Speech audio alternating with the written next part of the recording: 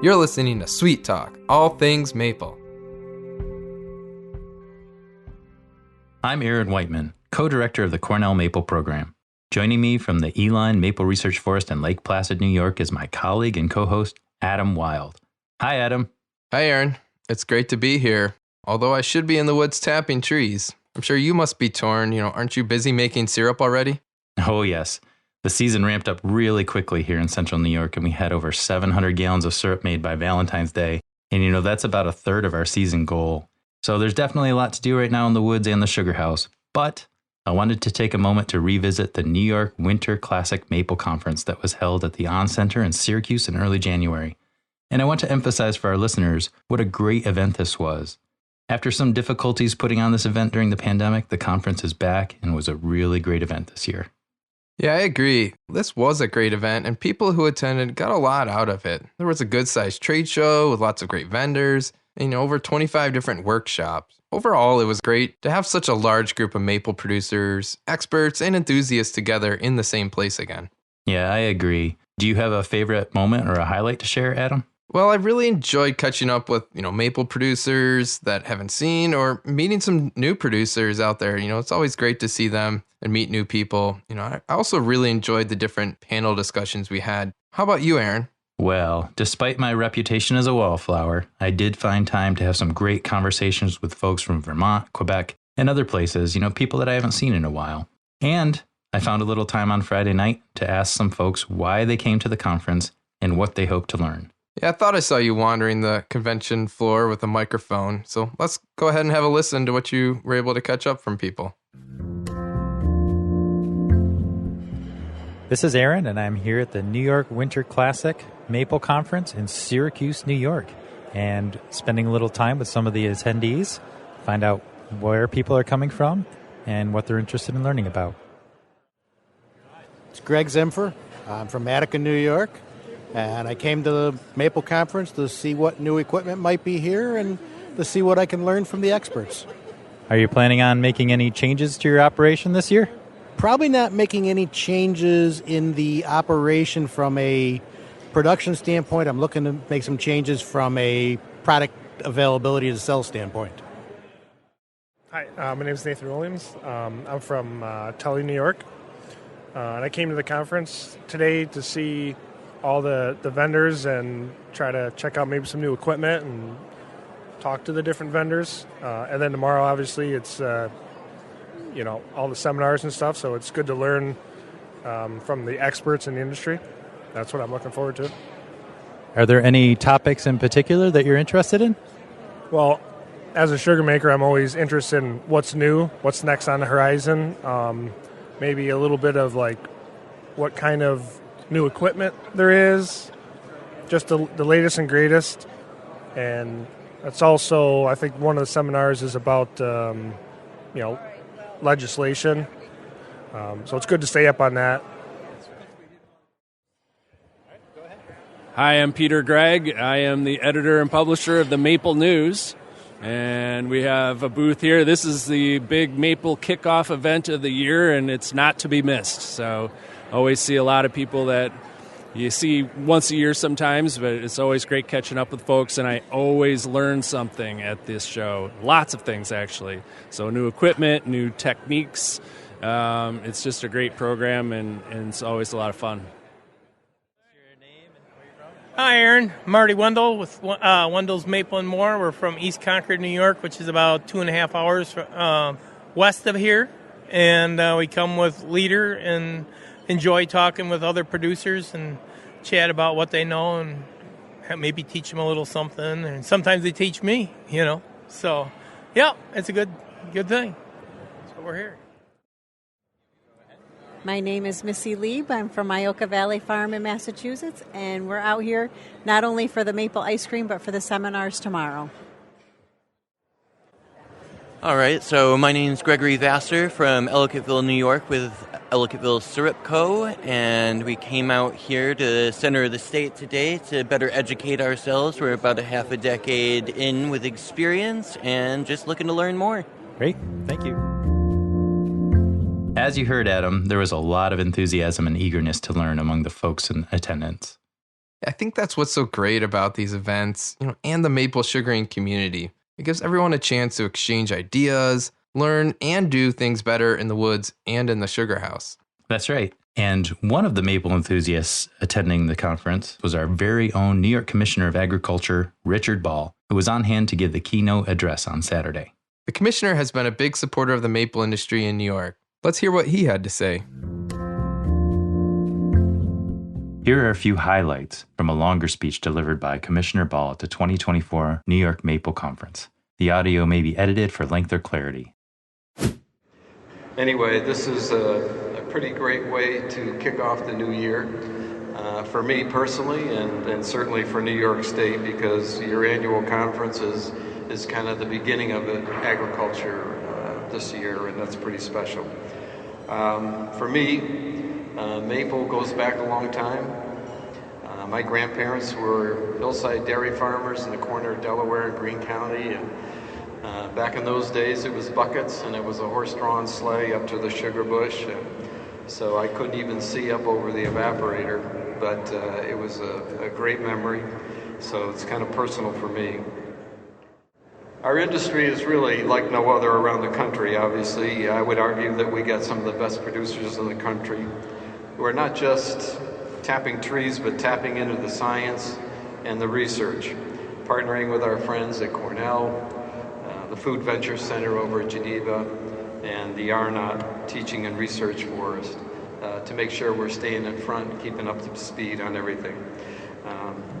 At the department, we're pretty proud to support both those facilities at Cornell, and we're very, very appreciative of the partnership that we have with the Maple Association and helping you guys become part of New York Grown and Certified. I mentioned New York Grown and Certified, and thank you for being a part of that. That's our brand for New York State agricultural products. Every state has some sort of a brand about local, and local is very important, and obviously we believe in that. But for New York State, it's not just local, it also means there's food safety embedded in that farm operation. It also means that there's environmental stewardship embedded in that operation. So we've got 3 reasons why Grown and Certified means something to a consumer, whether they be mom and dad in the grocery store, or people out for a country drive, or a wholesaler, retailer, or wholesale buyer. So New York Grown and Certified, I think, is our way forward. Kind of excited to be promoting that program. I believe Laura Smalley was here today from Egg and Markets talking about some of the aspects of that program and how we want to continue growing that for the state. Along with that comes a New York State Grown and Certified Infrastructure Technology Research and Development Grant Program, which is not something you want to say after dinner, but is being administered by our partners at the New York Farm Viability Institute, but it's a way for you to make improvements in your operation to help you achieve the goals of New York Grown and Certified. We've got about $5 million in that pot for capital improvements and projects on the farm, and it's a pretty good program. It's the beginning of a new year, and this time of year is always kind of a combination of reflection of the past year, some optimism hopefully for the next year, and an opportunity to look at your operation and think about doing things differently. And I would have to say that while there's challenges, there's opportunities as well to become stronger, become a little more resilient, be a little more proactive perhaps against future challenges that we see coming. And especially as we look at a farm bill. This year's farm bill is probably, it's the most complicated piece of legislation that ever goes through Washington. Every 5 years we have an opportunity to relook at it. We spent most of last year at the department listening to farmers across the state, listening to nutrition people across the state to try to get a pulse, report on our findings to the governor and come up with some suggestions. But this farm bill has the opportunity to be the most relevant farm bill for New York State in history. I don't think at the Department of Agriculture in New York we have ever had a better relationship with USDA in history than we have today. Secretary Vilsack, lived down the road from Pat Hooker for a while in Richfield Springs, went to Albany Law School, has become a pretty personal friend, and probably one of the most devoted to rural America people that I've ever met. So the things that we're trying to do in New York, the things that he's trying to do across the country are very much in alignment, and I think that's fantastic. One of the things he and I talked about not too long ago was how when we look in the history books about agriculture, 2023 is going to go in the history books as one of the most profitable years that agriculture has ever had in history. But it's really not the complete story, because 89% of farmers across the country have off-farm income to make ends meet. About 11% of agriculture, and it's the larger operations that are in the commodities business mostly, and a lot of this has to do with the war in the Ukraine and the effect on grain and the effect on prices with corn and grains and soybeans.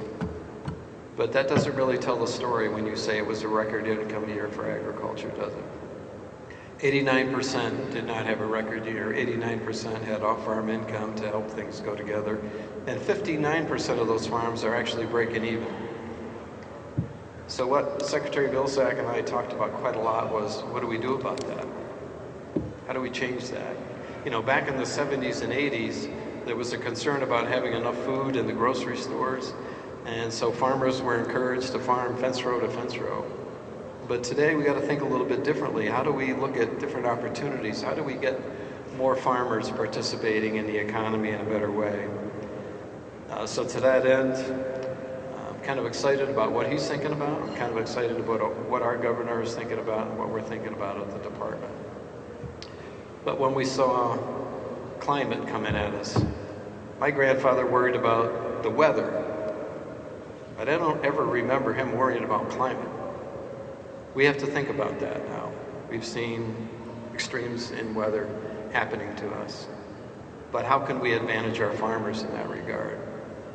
I got to be a part of the Climate Action Council in New York State and host the agroforestry work group, agriculture and forestry. And I got excited about it because we have an answer in agriculture. Agriculture has an answer.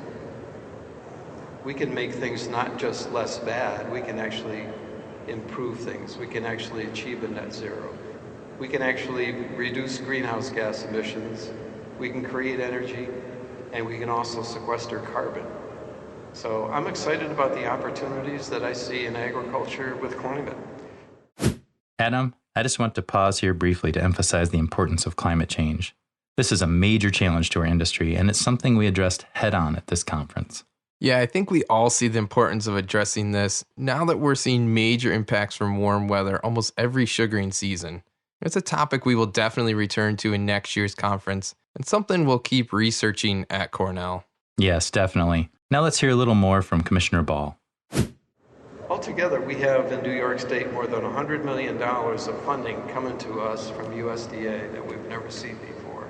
That's an historic amount of money and an historic amount of opportunity to make sure that agriculture has an opportunity to find new ways to have income, to generate electricity on the farm, to grow bio crops, to get into new markets, and to help us achieve climate goals. So I'm feeling pretty good about the alignment between USDA and New York State. I'm also excited to work for a governor who just signed an executive order requiring that state agencies in all their purchases strive to hit a 30% goal. That is to buy 30% of their products, their food products, from New York State agriculture. We estimate that doing that will add about $300 to $400 million worth of additional income for New York agriculture. That's pretty impressive. We did it with schools. We did 30% for our school cafeteria when you put together that lunch for our kids. Set a goal, if you can hit 30% New York products that are feeding our kids at the school lunch program, then New York State's share of the school lunch program is going to go from 5.9 cents a meal up to 25 cents a meal. And it's working. We have schools that have hit 70%. Fantastic. So let's take that same idea and put it across the state agencies with all the food that they purchase, which right now is about $1.5 billion. So 30% goal is really fantastic. So certainly there's plenty of things around the world to worry about. We've got wars going on across the sea. We've got challenges with immigration, challenges with labor, challenges with the Farm Bill. There's plenty of things to worry about. But as I sit here in New York State and I look at our opportunities and I see our next crop of FFA and 4-H kids getting involved with agriculture, and I remember how excited I was when I was 7 years old milking cows with my grandfather. I remember how excited I was when I was 18 and got a job working on a farm and figuring out how to make my own way in life. And as excited as I was when I bought my own farm, I think today I'm more excited than I've ever been about the future of New York agriculture. We've learned some lessons. We've got to make sure we drill those lessons home. We've got to connect upstate and downstate. We've got to make sure those people know and remember the lessons we learned during COVID-19. So again, thank you so much. You've got a heck of an agenda in front of you. I'm excited and honored to work for you every day and appreciate what you do. Thanks for letting me talk to you for a few minutes and have the best day possible. Thank you.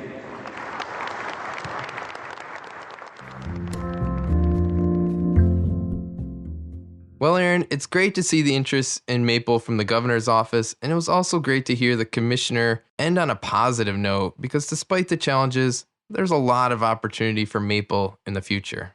I agree, and if I can trot out the most overused metaphor in the maple world, there is so much untapped potential in the industry, and that includes young people who will be the sugar makers of the future. One of the extra special components of the Maple Conference was poster presentations from several high school groups with maple sugaring programs, and it was so great to have these smart young folks there. But their table was so busy during the conference that I didn't have a chance to talk to them. So shortly after the conference, I circled back to Braden, who's a sophomore at Trumansburg High School, to see what he thought of the event. I'm joined now by Braden, who is a student from the Trumansburg High School Sugaring Program. Thanks for joining me today. You're welcome. So can you tell me a little bit more about the maple sugaring program at your school? What exactly do you do? So we take all of the maple sap from our trees. We have around 50 trees, and we bring it inside, and then we run it through a reverse osmosis filter. And then when we get enough of it, we take it outside and boil it on a big boiler. And once it gets down to a certain sugar level, then we bring it inside and finish it inside so we control it better. Wow, so you're tapping trees, processing the sap, making syrup. Do you sell the syrup? We run a Adopt a Maple program where you pay a certain level. There's 3 levels, and each level has different benefits or something. But you get a bottle of syrup for the first level, and then each level you go up, you get another smaller bottle, or you get a refill. Wow, that's a really interesting approach. And it sounds like this is a real bona fide sugaring operation, not just a demonstration. Yeah. That's really impressive. So that's great that you're doing that. So your group attended the New York Maple Conference in Syracuse. Can you tell me what motivated you to attend? We kind of wanted to learn our mistakes, I guess, that we were making, because we learned a whole bunch of stuff up there that people were doing that we weren't doing. And after we tried what they did, it got the process better than what it was before. Can you tell me one of the things that you changed that you learned at the conference? So we have bags and buckets. We are slowly switching over from bags to buckets now, because if you have bags and it freezes, there's no way to get it out of the bags. Where with a bucket, you can just pour it right out. And some people only tap 1 tap per tree, or 2 taps depending on how big the tree is. But we mostly had 2 taps per tree, and some trees even had 3 taps. Oh, wow. And then we got a couple 3/8 diameter taps because of the water droplet size. So you made some adjustments to the number of taps per tree and some of the equipment you're using, it sounds like, based on what you learned up there. Yeah. All right, that's great. Was there something that you found most interesting that you learned up there, or a memorable conversation you had with a maple producer, or an interesting vendor booth or something like that? There was a precision tapper there was two different kinds. There was one that you take apart a drill and put it back on, or there was one that it screwed onto the actual drill. And for us, we have elementary school kids getting involved, and when they drill the holes for the trees, they kind of move the drill around, or they go in too deep. So it's hard to get a constant hole. But with that, you could push it, and it only goes to a certain level, and you can't move it at all. It's stuck in place. Yeah, those precision tappers are handy. We'll have to get one over there for you guys to try. So, Braden, I have one final question for you. Do you hope to be involved with maple sugaring at some point after high school? Yeah. If I have the land or know someone that does, I will probably do maple syrup on my own. I won't sell it depending on how big I get. But if I only get 20 trees, I'm going to use maple syrup for myself and family members. But if I get 50 trees, 100 trees, then I'll start thinking about selling it. Well, there's a whole generation of older maple producers that are rooting for you and hope that you're successful with that. All right. Great. Well, thanks so much for your time and best of luck with the sugaring season. All right. Thank you. So, Adam, I think Trumansburg and other schools will return to the conference next year, and hopefully we'll cultivate a new generation of top-notch sugar makers in New York. I hope so too. And speaking of the future, we hope to return next year with an even bigger and better Maple Conference. Yes, this was a great relaunch, but it was also a learning year for those of us who organized the conference, and we really appreciate the constructive feedback from many folks who attended. We've heard what was liked, what was disliked, and what was missing, and we'll use that feedback to make improvements next year. So stay tuned, folks, for news about the 2025 New York Maple Conference. And make sure to tune in next month for another episode of Sweet Talk, all things maple.